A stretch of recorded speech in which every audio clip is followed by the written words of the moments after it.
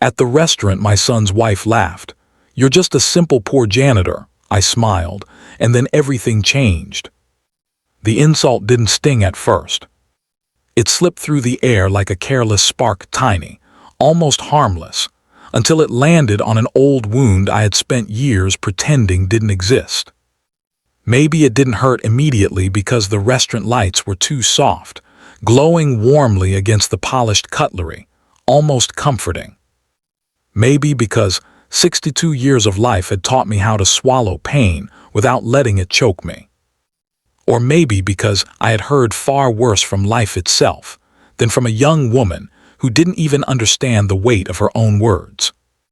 But when my son looked down, avoiding my eyes, avoiding the truth that hurt, all I wanted was one peaceful dinner, one evening where my son sat across from me with pride, not embarrassment. He had been married for 4 months, and this was our first proper outing together. I thought it would be a fresh start, a beginning of a new chapter. Instead, it became the night everything changed, about them, about me, and about the quiet life I had accepted without complaint. The dinner that started it all. The restaurant was the kind of place where even the walls felt expensive. Glass panels stretched from floor to ceiling, reflecting chandeliers that glittered like constellations. A pianist played something slow and elegant in the corner. My son Adil had chosen it. "Abu, she loves upscale places," he had said, smiling, perhaps trying too hard to make it sound normal. I didn't mind. A father always gives, even if he has nothing left to give except love, time, and dignity.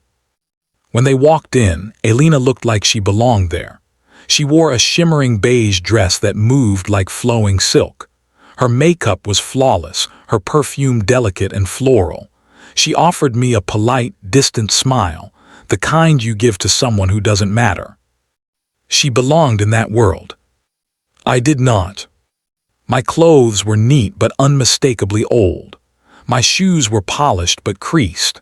My hands carried the permanent roughness of a man who had scrubbed floors, repaired leaks, and lifted heavy buckets more times than he could count. But I was proud of those hands. Hands that raised a family. Hands that survived hardship. Hands that never begged, never lied, never stole. We ordered food, forced small talk, commented on the daycare and the traffic and the warm December air, anything without depth, anything without risk. Everything was fine. Until she asked that question. "So what do you do, father-in-law?" Her tone was casual, but her eyes were not. They were searching, expecting a title, a salary, a reason to feel impressed. "I work as a janitor," I replied honestly. She blinked rapidly. Then her lips twisted into a smirk sharp enough to cut. "A janitor, like cleaning toilets and mopping floors," she said, her voice loud enough for nearby tables. My son stiffened.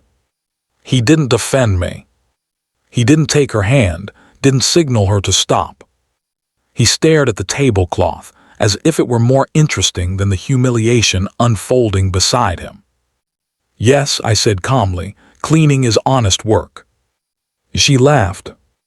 A loud, unrestrained laugh that turned heads. "Oh my God, you're a simple poor janitor. I thought Adil's father must have been some retired officer or businessman." Somewhere behind her, a waiter suppressed a laugh. A couple glanced at me with the empty pity people reserve for those they think are beneath them. Still I smiled. Not because it was funny, but because losing your temper hands victory to arrogance. Adil finally muttered, "Elena, that's enough." But she wasn't done. "No wonder Adil never talks about you." The words landed like a punch. Adil's shoulders tensed. But still he stayed quiet. Silence pressed down on our table like thick fog. I took a slow sip of water to steady myself. "I may not be rich," I said softly, "but I provided for my family with dignity." She shrugged, unbothered. "Well, our generation is different. Status matters. People judge you by your background." Status. Background. Wealth. The things the world worships more than honesty, kindness, or sacrifice. Adil kept his eyes fixed on the table, refusing to meet mine. And in that moment, I saw the truth clearly. My son was ashamed of me. Not ashamed of my actions. Not ashamed of my character. Ashamed of my job. He had grown under my roof, but matured under society's shadow. A society that measures worth by bank accounts and job titles. The turning point. The food arrived, steaming plates of fancy dishes none of us touched. Then, out of nowhere, a familiar voice broke the tension. "Sir, is that really you?" I looked up. A tall man in an expensive suit approached our table. He walked with the confidence of someone used to being respected. When he reached me, his face broke into a warm smile. "My God, it is you." He shook my hand firmly. "This is my former employer, Mr. Cameron," I said. "Oh, please," he laughed. "You ran half the maintenance operations. Without you, the entire building would have fallen apart. We still miss you there."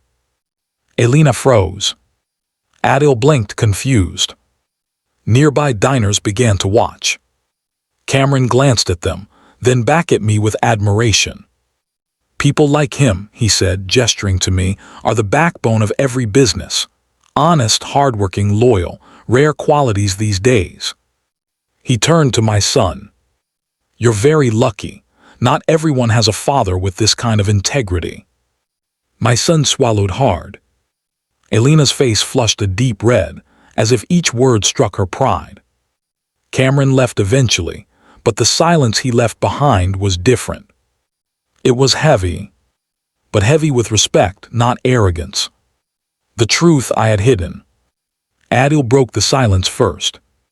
"Abu, why didn't you tell me any of this?" I smiled gently. "Because you never asked, Beta." Elena looked shaken, her earlier smugness gone. "But you're still working as a janitor?" she asked hesitantly.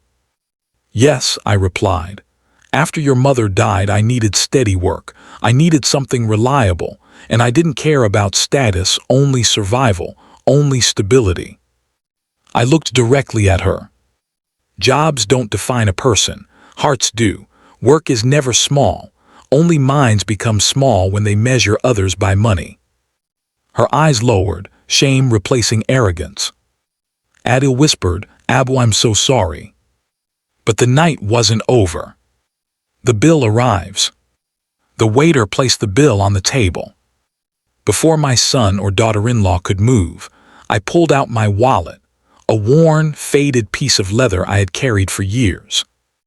"No," I said softly, "this dinner was my invitation." Inside the wallet were notes I had saved carefully over months, crisp, clean bills I had ironed earlier so they wouldn't look wrinkled or cheap.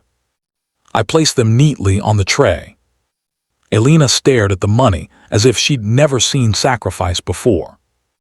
Adil's voice trembled. "You saved for this?" "Yes," I replied. "I wanted tonight to be special." Silence fell again. The silence of realization. The silence of guilt. The silence of truth. A son's tears. Outside, the night breeze was cold, almost punishing. Suddenly, Adil grabbed my hand. "Abu," he whispered, voice breaking, "I'm ashamed, not of your job, but of myself." Tears filled his eyes. "I let her disrespect you. I let society blind me. I forgot who raised me. I forgot your sacrifices." I placed my hand on his shoulder, steady, forgiving, warm. "No, son," I said. "You were not unloving, you were unaware. Awareness is the beginning of change." Behind him, Elena stepped forward, her eyes glossy with unshed tears. "I'm truly sorry," she said, voice soft and trembling. "I judged you without knowing you. Please forgive me." I nodded gently. "Forgiveness is easy," I said. "Respect is what matters." Months later. The incident didn't end our relationship. It transformed it. Elena began visiting me regularly, bringing groceries, cleaning with me, sitting for hours listening to stories about Adil's childhood. Her arrogance dissolved into humility. Adil changed even more. He called every day, came over on weekends, sat with me, talked to me, laughed with me like he hadn't in years. And me, I continued my work, continued my simple life, continued my peace. Because dignity isn't something you buy. It's something you live. The moral: a janitor with integrity is worth more than a millionaire with ego.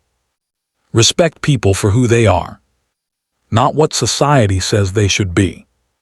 For their hearts, not their wallets. For their character, not their careers. For their journey, not their status.